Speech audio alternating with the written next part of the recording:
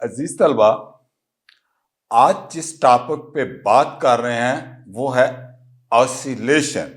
मेरा नाम है डॉक्टर मोहम्मद रियाज और इसके फर्स्ट लेक्चर में मैं एक्सप्लेन करूंगा आपको कि कौन कौन सी टर्मिनोलॉजी है जो ऑसिलेशन में जो है इस्तेमाल की जाती है। तो हम चलते हैं पहले एक सिमुलेशन पे।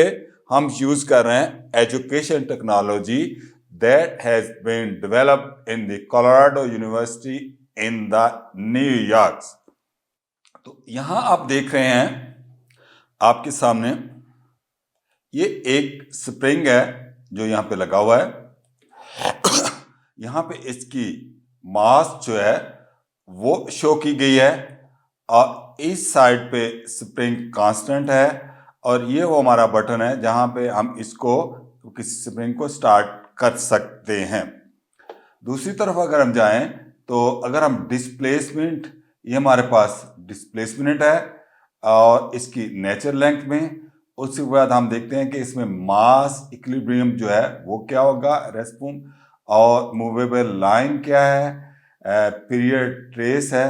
और दूसरी बात यहाँ पे आप ये भी देखते हैं कि यहाँ पे हमने ग्रेविटी जो है वो हम यहाँ पे अर्थ की ग्रेविटी में हम मालूम कर रहे हैं, हम जुपिटर पे कर रहे हैं, हम उसको चांद पे कर रहे हैं या किसी एक्स प्लैनेट पे। तो यहाँ से हम ग्रेविटी ले सकते हैं।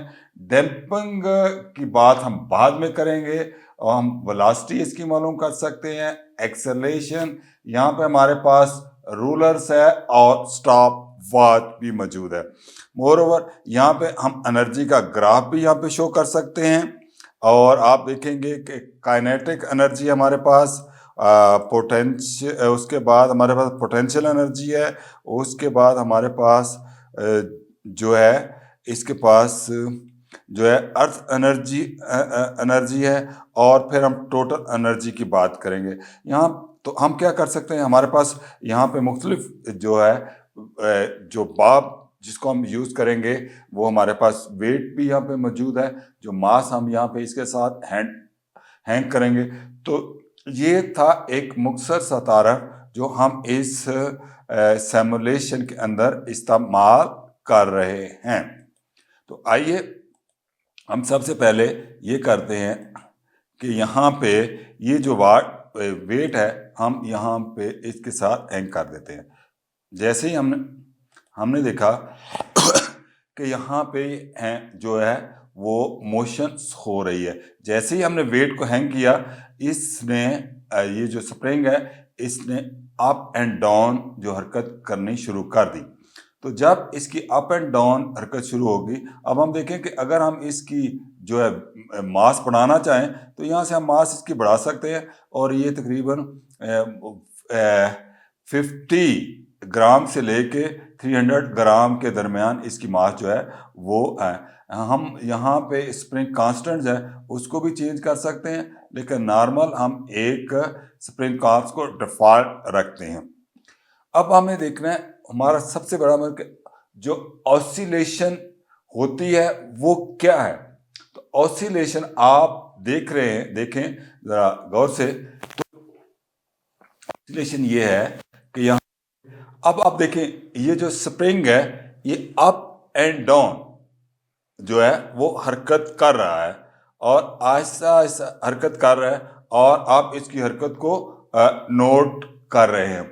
अब हम क्या करेंगे, मिसाल के तौर पे अगर हम इसको उठाते हैं और इसकी ये बढ़ा जाते हैं और जैसे ही आपको देखें मैं इस स्प्रिंग की लेंथ को इंक्रीज कर रहा हूँ, इसके अंदर जो है पोटेंशियल एनर्जी जो है पोटेंशियल एनर्जी वो बढ़ रही है और टोटल एनर्जी बढ़ रही है। और जैसे मैं इसको छोड़ता हूँ आप देखें यहाँ पे ग्राफ के अंदर एनर्जी जो है वो जो है काइनेटिक एनर्जी पोटेंशियल और पोटेंशियल एनर्जी काइनेटिक एनर्जी जो है उसके अंदर कन्वर्ट हो रही है।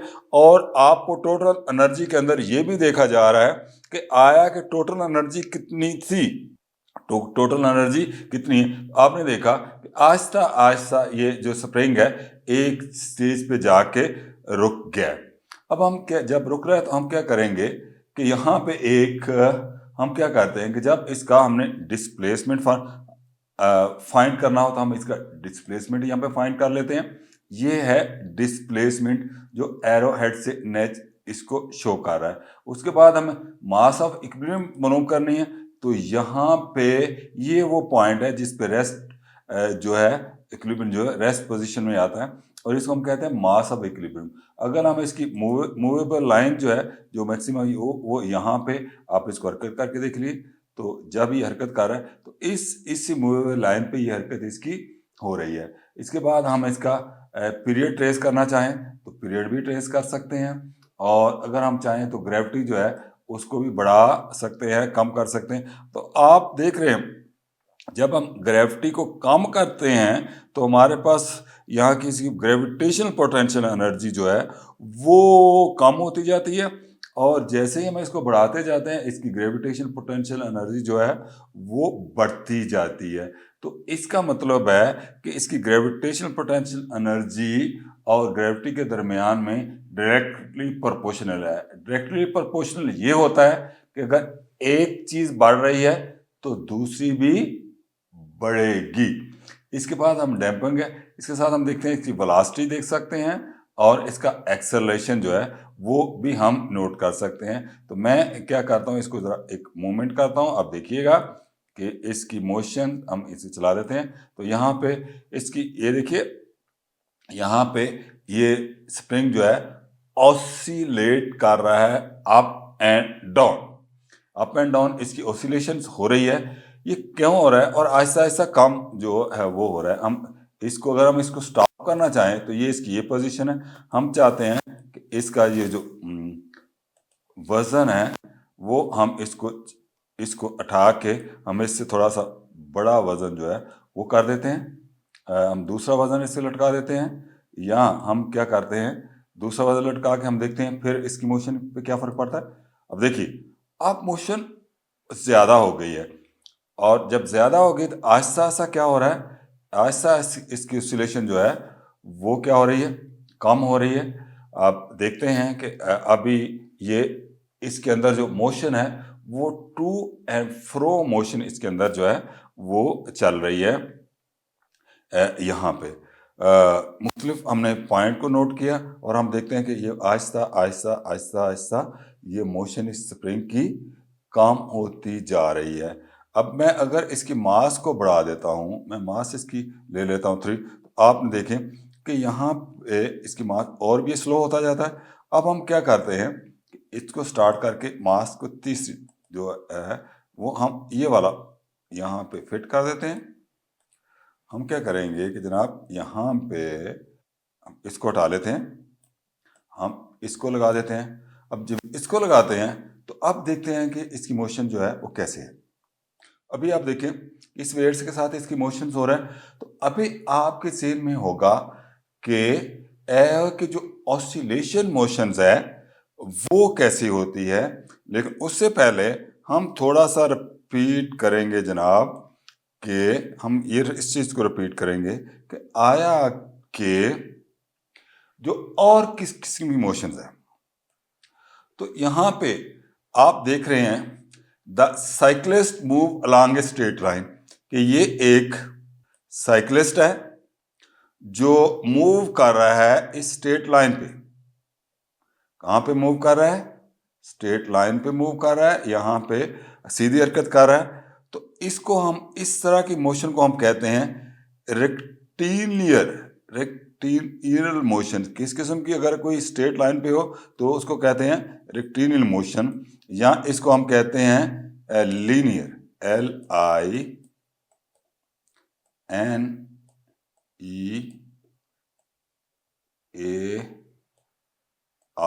Linear motion.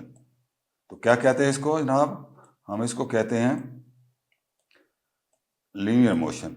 तो लीनियर या रेक्टिलिनियर मोशन का मतलब एक ही होता है, rectilinear and linear motion. The motion of, ये है क्या, द मोशन ऑफ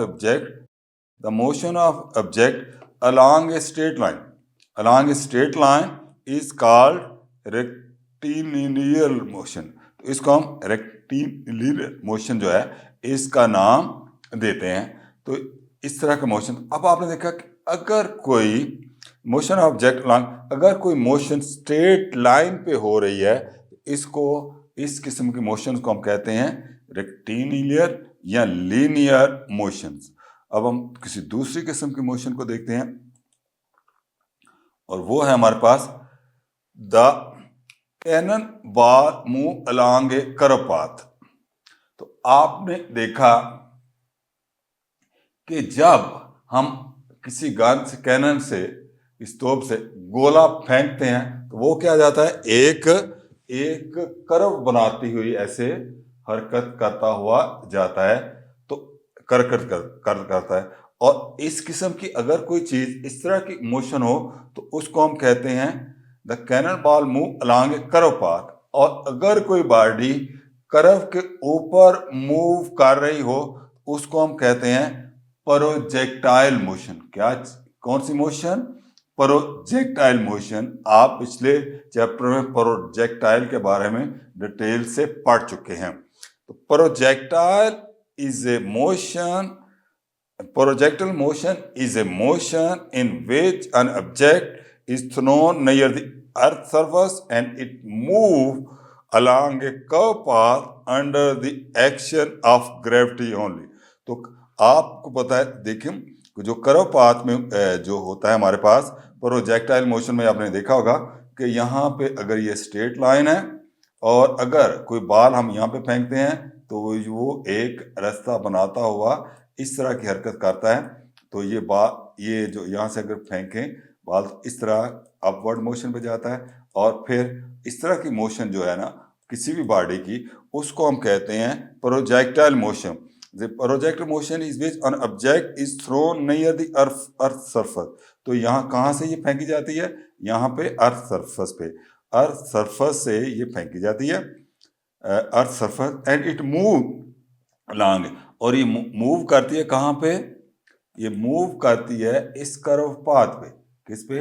इस कर्व पाथ पे मूव करती हुई बॉडी जाती है। मिसाल के तौर पे ये बाल है तो हम कहेंगे move curve path under the action of gravity. और किसकी? ये कर्व करती है under the action of gravity. क्यों ये नीचे की आती है? कि ग्रेविटी, इसके ऊपर ग्रेविटी अमल कर रही है और ग्रेविटी की वजह से ये डाउनवर्ड आ रही है। तो इसको भी हम पढ़ चुके हैं कि प्रोजेक्टाइल मोशन हमारे पास क्या होती है, ये हमने देखा। अब हम देखते हैं helicopter move along a circular path. कि अगर helicopter move along a circular path, अगर कोई मोशन जो है वो सर्कुलर पाथ है, कोई बॉडी जो है, जैसे यहाँ पे आप देख रहे हैं कि ये बच्चा जो इसको कर रहा है, तो यहाँ पे अगर फर्स्ट को लेंगे तो ये क्या होगा? एक सर्कुलर पाथ। अगर कोई बॉडी सर्कल के गिर्द घूम रही है तो उसको हम कहते हैं सर्कुलर पाथ। तो सर्कुलर पाथ तुमको क्या होगी? The motion of object along the circumference. और ये जो एरिया है, ये जो सर्कल का ये जो है, इसको हम कहते हैं सर्कमफ्रेंस। इसको हम क्या कहते हैं? सर्कमफ्रेंस। ये है इसका सर्कमफ्रेंस। तो circumference of a circle is called a circular. The motion of object along the circumference of a circle is called as a circular motion. इसको हम कहते हैं सर्कुलर मोशन। अगर कोई बॉडी सर्कल के ऊपर जो है वो मूव कर रही है तो उसको हम कहते हैं सर्कुलर मोशन। जैसे आपकी कार का पहिया जो है, या साइकिल या मोटरसाइकिल, तो उसके अंदर जो मोशन पाई जा रही है वो सर्कुलर मोशंस है। नेक्स्ट है earth rotate about its axis. और आपने देखा कि अर्थ जो है वो रोटेट करती है अबाउट इट्स एक्सिस। आपने सिमुलेशन में भी देखा था कि आया कि जो अर्थ जो है वो अपने एक्सिस पे रोटेट करती है। तो rotational motion is a circular movement of object around a centre और एक्सिस ऑफ द ऑर्बिट। जो हमारे पास रोटेशनल मोशन है is a circular motion. Circular moment क्या है? ये सर्कुलर मोमेंट है ऑफ एन ऑब्जेक्ट, किसी ऑब्जेक्ट की, around the centre, around a centre और एक्सिस ऑफ रोटेशन। इसके गिर्द, एक्सिस ऑफ रोटेशन के गिर्द जो हरकत करती है इसको हम कहते हैं रोटेशनल मोशन। तो अब आपने देखा कि रोटेशनल मोशन का कंसेप्ट क्या है और यहाँ पे जो बाकी किस्म की मोशन है उसको क्या है। तो हम मुख्तलिफ किस्म के मोशंस को देख रहे हैं। हम कहते हैं, हमने देखा कौन कौन सी मोशन को, रेक्टिलिनियर मोशंस को, उसके बाद प्रोजेक्टाइल मोशन को, और इसके बाद हमने ये भी देखा रोटेशनल मोशन को। अब हम बात करते हैं किसकी? ऑसिलेटरी मोशन को। तो ऑसिलेटरी आपने उस सिमुलेशन में भी देखा, the bob perform to and fro motion. तो आपने यहाँ पे देखा जो वो बाब था वो यहाँ पे टू एंड फ्रो मोशन जो है उसके अंदर, इसके अंदर आप देखिए गौर से, तो इसके अंदर जो मोशन है वो टू एंड फ्रो मोशंस है। अब मैं इसकी मास जरा कम कर देता हूं। तो आपने देखा कि इसके अंदर ये जो मोशन हो रही है, यहाँ पे ये जो मोशन हो रही है ये टू एंड फ्रो मोशन है, यानी ये अप्स एंड डाउन बॉडी जा रही है और आ रही है, और इसके अंदर जो मोशन होगी उसको हम कहेंगे टू एंड फ्रो मोशन। किसकी मोशन है ये है हमारे पास टू एंड फ्रो मोशन। जैसे हम हम यहाँ पे इसको अटैच कर देते हैं, इसको मैं उठाया, इसको लगा देते हैं। तो अब देखिए इसकी अब जो मोशंस हो रही है इसके जो पॉइंट के गिर्द में इक्विलिब्रियम पोजीशन जो इसकी ये है, यहाँ पे जो इसकी यहाँ पे हमारे पास जो मास ऑफ इक्विलिब्रियम है वो इक्विलिब्रियम पोजीशन हमारे पास ये वाली है, और जो इसकी हमारे पास मूवेबल लाइन है वो हमारी ये है। तो आपने देखा कि और जो मास यहाँ पे डिस्प्लेसमेंट जो है, तो ये जो मोशन है यहाँ पे जो हो रही है इसको हम कहते हैं कौन सी मोशन? हम इसको कहते हैं ऑसिलेटरी मोशन। तो उम्मीद है कि आपके ज़हन में अभी कंसेप्ट आ चुका होगा कि आया कि हमारे पास जो है ऑसिलेटरी मोशन जो है वो किस्म की होती है। अब हमने समझना है कि ऑसिलेटरी मोशन जो है वो उसकी मुख्तलिफ टाइप पे बात करेंगे। तो जनाब हम चलते हैं यहाँ पे कि इसकी ऑसिलेटरी मोशन पे। ऑसिलेटरी मोशन को हम जब करेंगे, द पीरियाडिक, गौर से कीजिए word, the periodic to and fro, या इसको बैक एंड फोर्थ कहेंगे, motion of object about its mean position. तो आपने देखा जो स्प्रिंग है वो एक्चुअली जो स्प्रिंग था यहाँ पे, वो ये स्प्रिंग जो है वो मूव कर रहा था बैक एंड फोर्थ, इस अंदाज में जो हरकत हो रही थी इसको हम कहते हैं टू एंड फ्रो मोशन। तो इस किस्म की मोशंस को हम कहते हैं oscillatory motion. The bob perform to and fro motion. तो बाब क्या कह रहा है कि यहाँ पे टू एंड फ्रो मोशन जो है उसके अंदर अब जो है वो मौजूद है।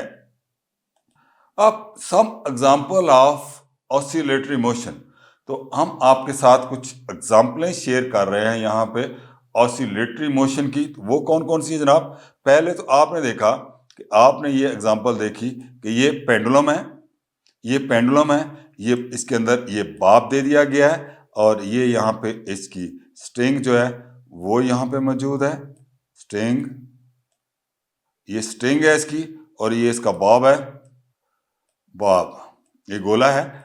तो यहाँ पे अब क्या करेगा कि ये जो बाल है ये हरकत करेगा ऐसे, इसकी हरकत कुछ इस तरह की होगी,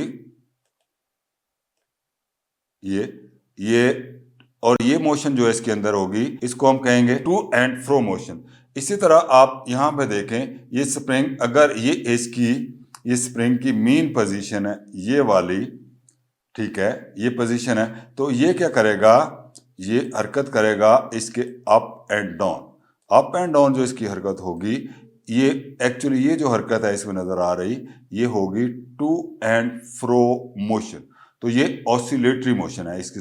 इसी तरह आप यहाँ पे देखिए, ये झूले पे बच्चे बैठे हुए हैं, और अगर ये कुछ इस पे फोर्स लगाएं तो इस किस्म की मोशन जो होगी, जो बच्चे अप्लाई करेंगे यहाँ पे इस झूले के अंदर, to and fro motion, to and fro, यहाँ बैकवर्ड, ठीक है, और फॉरवर्ड, ठीक है, बैकवर्ड एंड फोर्थ, यानी आगे इसकी अगर टू एंड फ्रो मोशन इसके अंदर, इस झूले के अंदर मौजूद होगी। इसी तरह आप देखें, ये हमारे पास एक ट्यूनिंग फोक है। जब ट्यूनिंग फोक को आप देखते हैं कि किसी रबड़ के बाल के साथ टच करता है, तो उसके अंदर वो इस तरह वाइब्रेट करना शुरू कर देते हैं। उसके दोनों जो साइडें हैं वो क्या करते हैं, इस तरह वाइब्रेट करना शुरू कर दी। तो इस किस्म की मोशन जो है वो क्या होगी, to and fro motion, to and fro motion करेगा, और इसको हम कहेंगे ऑसिलेटरी मोशन।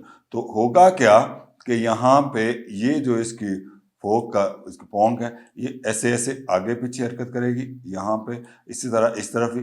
तो इसकी ये ट्यूनिंग फोक की मोशन है। तो हमने आपके साथ जो है पेंडुलम की एग्जांपल शेयर की, फिर स्प्रिंग की, झूले की, और उसके साथ साथ जो हम एग्जांपल शेयर कर रहे हैं आपके साथ, वो है जनाब यहाँ पे ट्यूनिंग फोक की।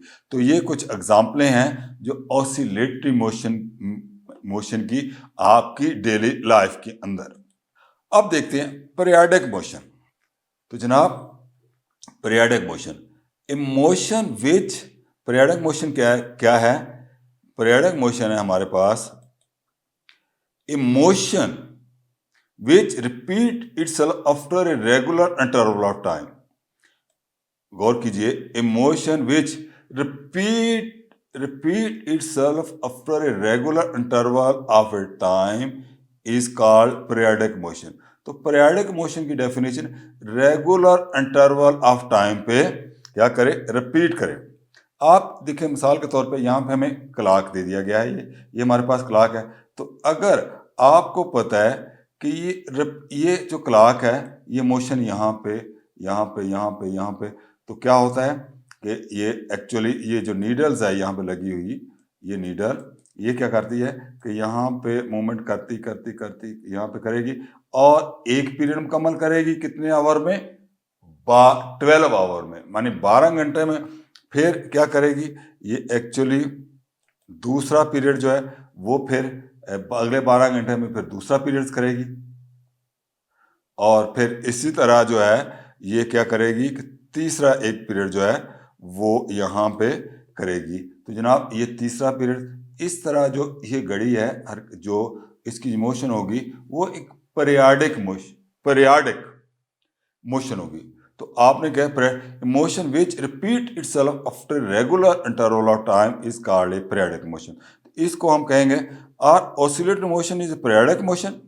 तो सवाल ये पैदा होता है, एक सवाल है कि ऑसिलेटरी मोशन जो है वो पीरियाडिक मोशन है? जरा इस पे सोचिए, हम आपको जवाब देंगे इसका थोड़े टाइम के बाद। तो जनाब important point to it, are oscillatory motion are periodic. जितनी भी ऑसिलेटरी मोशन है वो पीरियाडिक मोशंस हैं, but all periodic motion are not oscillatory. All, गौर से इस पॉइंट को देखिए, all oscillatory motions are periodic, कि जिस किस्म की ऑसिलेटरी मोशन है वो पीरियाडिक मोशन भी होगी, but all periodic motion are not oscillatory. लेकिन ऑल पीरियाडिक मोशन जो ऑसिलेटरी नहीं होगा। तो यहाँ से जो हमारे पास जो कंसेप्ट आया वो ये आया कि जनाब ये एक जो पीरियाडिक मोशन है वो एक ऑसिलेटरी मोशन की टाइप है, एक खास किस्म की मोशंस है पीरियाडिक मोशन ऑसिलेटरी की। तो यहाँ पे आप देखिए कि यहाँ पे ऑसिलेटरी मोशन, पीरियाडिक मोशन, अगर यहाँ पे देखें, अगर ये बाल ये ऑसिलेटरी मोशन है। आपको पता है कि जैसे ही यहाँ पे इसकी मूवमेंट अप एंड डाउन जाएगी इसके सेंटर पॉइंट पे, इस पॉइंट पे, तो इसके अंदर कौन सी मोशन होगी? Oscillatory motion. और अगर ये स्प्रिंग स्पेसिफिक टाइम पे जा रहा है तो ये पीरियाडिक मोशन भी होगी। ये क्या होगी? Periodic motion. क्लियर? पीरियड के साथ ऑसिलेटरी मोशन, पीरियाडिक मोशन। तो यहाँ पे देखें कि आया के ऑसिलेटरी मोशन, इस चीज को देखें यहाँ के भी, but all periodic motion are not oscillatory. तो यहाँ पे क्या ये ऑसिलेटरी मोशन है? तो क्या पीरियाडिक मोशन भी होगी? नहीं। ये जो मोशंस हैं, ये मोशन जो है एक्चुअली ये पीरियाडिक मोशन तो है। पीरियाडिक मोशन ये है कि मिसाल के तौर पे हम करें कि ये इसको फर्ज कर लेते हैं कि ये हमारी अर्थ है, ये हमारे पास अर्थ है, और ये हमारे पास जो है वो मून है, ये हमारे पास मून है। अब क्या करेगा? ये मून जो है वो हरकत कर रहा है किसके गिर्द? इस हमारी जमीन के अंदर। और क्या करता है? एक ये पीरियड के बाद अपना एक चक्कर मुकम्मल कर लेता है, दूसरा। तो ये मोशन जो है ये पीरियडिक मोशन तो है, लेकिन ये ऑसिलेटरी मोशन नहीं है। इसलिए नहीं है कि ये हमारे पास जो यहाँ पे हमारे पास जो मून ये दिया गया है, क्या ये मून यहाँ पे टू एंड फ्रो मोशन नहीं कर रहा, इसलिए हम इस तरह की मोशन को हम जो है वो ऑसिलेटरी मोशन नहीं कहेंगे। Terminology of oscillatory motion. अब कौन कौन सी टर्मिनोलॉजी हम ऑसिलेशन मोशन के अंदर यूज करते हैं हम उस पर बात करेंगे। पहला, टर्मिनोलॉजी ऑफ ऑसिलेशन मोशन। तो extreme position, mean position and extreme position. Mean position, equilibrium position. तो ये जो यहाँ पे मीन पोजीशन है ये वाली, ये हमारे पास एक्चुअली ये जो मीन पोजीशन है ये हमारे पास, इसको हम कहते हैं इक्विलिब्रियम पोजीशन। Equilibrium position. तो मीन पोजीशन जो है वो इसकी जो है वो यहाँ पे इक्विलिब्रियम पोजीशन होगी। और इसके साथ साथ आप देखें कि ये जो है एक्सट्रीम पोजीशन, ये जो यहाँ पे हम, ये भी एक एक्सट्रीम पोजीशन है और ये भी एक एक्सट्रीम पोजीशन है। अब ये दो टाइप की एक्सट्रीम पोजीशन इसके अंदर मौजूद है और हम अगली स्लाइड में देखते हैं कि आया कि इसका कंसेप्ट क्या है। तो जनाब अब देखिए एक्सट्रीम, ये हमारे पास मैंने अर्ज किया कि फर्ज करो कि ये हमारे पास एक ये स्प्रिंग है, स्प्रिंग के साथ ये मास है, और ये जो इसकी यहाँ पे ये जो बॉडी है इसकी मेन पोजीशन ये है, ये इसकी मेन पोजीशन है, और ये इसकी एक्सट्रीम पोजीशन है, और ये तो ये क्या करेगा? यहाँ पे मूवमेंट होगी। द मेन पोजीशन और the equilibrium position is the point, ये ऐसा पॉइंट है where the force acting on the particle is zero.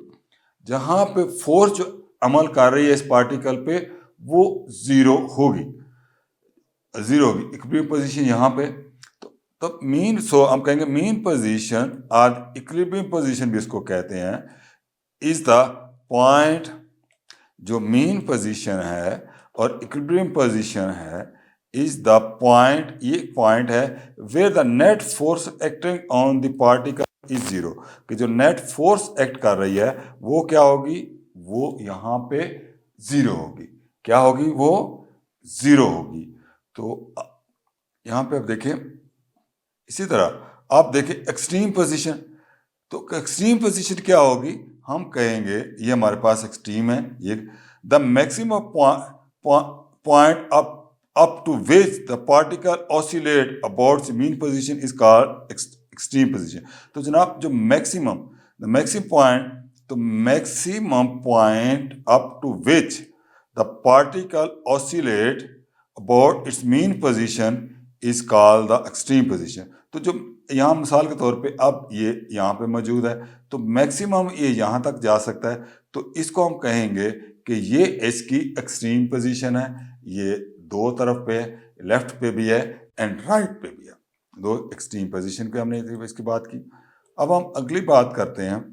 तो जनाब एक्सट्रीम पोजीशन को हम फर्दर थोड़ा सा करते हैं कि यहाँ पे अगर अगर इसके कार्टेशियन से अंडरस्टैंड करें तो एक्सट्रीम पोजीशन यहाँ पे प्लस एंड माइनस होगी।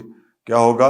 एक्सट्रीम पोजीशन यहाँ पे ये प्लस, एक्सट्रीम पोजीशन जो है वो यहाँ पे ये प्लस एंड माइनस होगी। ये वाली ये पोजीशन जो है ये प्लस एंड माइनस होगी। ठीक है, तो आपने देखा कि ये जो पोजीशन है यहाँ पे ये एक्सट्रीम पोजीशन ये प्लस एंड माइनस, पी का लेफ्ट एक्सट्रीम यहाँ पे negative extreme, are call right. तो यहाँ पे आप देखिए ये जो P है, ये वाला P है, P are called right, so P left, ये लेफ्ट साइड पे है। एक्सट्रीम और नेगेटिव एक्सट्रीम, इसको हम लेफ्ट एक्सट्रीम भी कहेंगे इस साइड पे, या इसको नेगेटिव एक्सट्रीम भी कहेंगे। इस तरह राइट साइड पे जो होगा उसको हम राइट एक्सट्रीम भी कहेंगे और इसको हम पॉजिटिव एक्सट्रीम भी कहेंगे। सो हमने देखा the maximum point up to which the particle oscillate about mean position called extreme position। तो यहाँ पे हमने देखा कि एक्सट्रीम पोजीशन हमारे पास दो, एक पॉजिटिव और नेगेटिव, यहाँ लेफ्ट और राइट दोनों साइड पे इस बॉल के ओ पॉइंट ओ के जो पोजीशन है उनको हम इन पोजीशन नाम देते हैं negative extreme position and positive. अगर हम कोऑर्डिनेशन के पॉइंट ऑफ व्यू से इसको देखें तो अब देखिए नेक्स्ट बात करेंगे हम डिस्प्लेसमेंट। तो जो डिस्प्लेसमेंट है यहाँ पे देखिए लेफ्ट एक्सट्रीम पोजीशन हमने ली, ये हमारे पास लेफ्ट एक्सट्रीम पोजीशन है, ये हमारे पास राइट एक्सट्रीम पोजीशन है और ये हमारे पास मीन पोजीशन है और इसको हम इक्विलिब्रियम पोजीशन भी कहते हैं। अब डिस्प्लेसमेंट क्या है? The distance covered by particle perform oscillatory motion at any instant from its mean position is called displacement। तो कोई भी any distance जो है उसने तय किया तो इसको हम कहेंगे कि डिस्प्लेसमेंट को, जो भी फासला इसने मीन से किया एक्सट्रीम तक नहीं गया तो इसको हम कहेंगे। इस में तो टू टाइप डिस्प्लेसमेंट होगा। पार्टिकल अगर लेफ्ट साइड पे हो, लेफ्ट साइड के फिर डिस्टेंस कवर करेगा तो इसको नेगेटिव डिस्प्लेसमेंट कहेंगे और अगर राइट साइड पे कर तो पॉजिटिव डिस्प्लेसमेंट करेंगे। तो जनाब अगर ये इस साइड पे कर रहा है तो ये पॉजिटिव डिस्प्लेसमेंट होगा और अगर उस तरफ कर रहा है तो ये नेगेटिव डिस्प्लेसमेंट होगा। और आपको पता है कि डिस्प्लेसमेंट यूनिट जो है ना, इसका SI सिस्टम के अंदर जो यूनिट है वो है मीटर, CGS सिस्टम के इसका यूनिट है सेंटीमीटर। तो जिसकी डिमेंशन है वो m0, L0 एंड T0 है। तो ये इसकी पोजीशन है जो आपने पहले चैप्टर में पढ़ी थी। अब हम देखते हैं कि यहाँ पे एम्पलीट्यूड क्या है? Amplitude equal to on both side of the mean position. तो यहाँ पे हम लेंगे कि एम्पलीट्यूड पहले the maximum displacement of particle perform oscillate motion from its mean position on either side is called amplitude. तो एम्पलीट्यूड जो यहाँ से जो मैक्सिमम डिस्टेंस कवर करेगा उसको हम एम्पलीट्यूड कहेंगे इसका। तो इसके जो यूनिट हैं, क्योंकि एम्पलीट्यूड जो है डिस्टेंस है, SI सिस्टम है इसका यूनिट मीटर है, SI सिस्टम है इसका यूनिट मीटर आप लेंगे, CGS सिस्टम है इसका यूनिट सेंटीमीटर है और यहाँ पे इसकी ये डिमेंशन जो है वो शो की गई हैं। Amplitude equal to on both side of the mean position. At right position, right पे ये पॉजिटिव होगा और लेफ्ट पे ये नेगेटिव होगा। मीन पोजीशन से एक्सट्रीम पोजीशन का डिस्टेंस को हम एम्पलीट्यूड कहते हैं कि मीन पोजीशन से एक्सट्रीम पोजीशन का ये जो फासला है इसको हम एम्पलीट्यूड कहते हैं। इसमें दो टाइप हैं, एक पॉजिटिव है और दूसरा नेगेटिव है। अब हम देखते हैं रेंज और पाथ लेंथ। तो हमने देखना है कि रेंज और पाथ लेंथ जो है वो क्या है। तो यहाँ पे जनाब ये हमारे पास जो है ये रेंज है इसकी। अगर ये फासला एम्पलीट्यूड इसका A है और इस पॉजिटिव एम्पलीट्यूड भी ये है और दूसरा, तो ये अब बन जाएगा हमारे पास A और ये कितने 2A के बराबर होगा कि इस साइड पे जो इसका एम्पलीट्यूड है और तो रेंज और पाथ लेंथ इसको हम इसको रेंज भी कहते हैं और हम पाथ लेंथ भी कहते हैं। तो इसको क्या the distance between two extreme position. तो ये क्या है? The distance between two extreme position of particle performing oscillatory motion is called path range, path length, इसको हम कहेंगे path length. Range is equal to twice the amplitude. तो आपने पता है, देखो एम्पलीट्यूड जो है वो यहाँ से यहाँ तक है, तो इतना ए, अगर ये ए जैसे हमने लिया और ये तो दो, इसलिए ये ट्वाइस हो गया। बाकी रहा, क्योंकि ये भी ऐसा यूनिट इसका मीटर है, सीजीएस सेंटीमीटर है, और डायमेंशन जो इसकी एम नॉट, एल नॉट और टी है। एक एक्सट्रीम पोजीशन से दूसरे एक्सट्रीम पोजीशन का डिस्टेंस रेंज और पाथ लेंथ है, इसको हम रेंज या पाथ लेंथ कहते हैं। तो उम्मीद है कि आप इसको, इस कंसेप्ट को समझ चुके होंगे। अब पीरियड, पीरियड क्या है? यहां से हम जब पीरियड लेंगे, द टाइम पीरियड जनाब ये है, मीन पोजीशन है, राइट पोजीशन है। The time taken by particle perform a oscillating motion to complete one oscillation is called period. तो यहां से मिसाल के तौर पे वन ऑसिलेशन मीन से start and cover right then left and then again come mean. तो जनाब once oscillation mean position start and cover right extreme. तो जनाब अगर पार्टिकल ने यहाँ पे आया, ये पार्टिकल यहाँ पे आया, फिर यहाँ से वापस गया और फिर यहाँ पे गया और फिर वापस आया, तो ये जो फासला इसने तय किया है इसको कहते हैं पीरियड। क्या कहते हैं इसको? पीरियड। पीरियड। फिर देखिए, मैं इसको दोबारा करता हूँ कि यहाँ से ये मोशन चली, फिर वापस, और फिर यहाँ से गया और फिर वापस नहीं, तो इस पीरियड को हम कहते हैं, इसको period. The time taken by particle performing oscillatory motion to complete one oscillation is called period of oscillation.